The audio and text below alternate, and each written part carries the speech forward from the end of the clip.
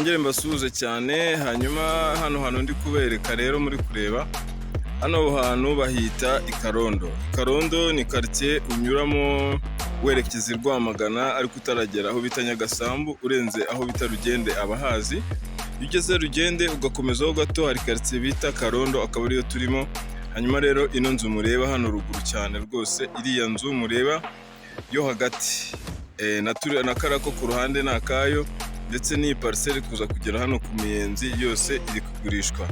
Hanyuma rero bivuze ko hano umuntu hatuye azajya abatuye ku muhanda neza, ko murabona ko uyu ni umuhanda ugenda paka kuri kaburimbo ngiriya hari hepfo n'imodoka murabona ko ziri gutambuka.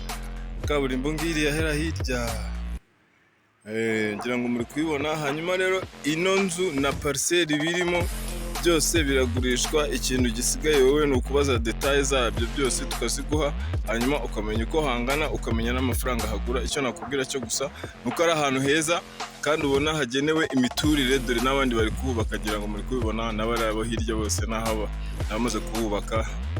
Urabona ko ari ahantu heza rwose, kandi hari ku giciro cya buri muntu wese wakwisangamo, uretse uramutse ukeneye kubaka inzu ndetse ukagira imiturire yawe hano mu mujyi wa Kigali se mu gihugu cy'u Rwanda. Hano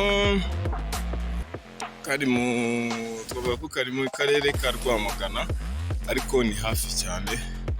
Hanyuma gahunda zari zo ngizo tugerageza tuberekana ahandi hatandukanye. Ahantu muri kubona ni quartier iri hagati ya Nyagasambu na Rugende, warenze Rugende ujya i Kabuga.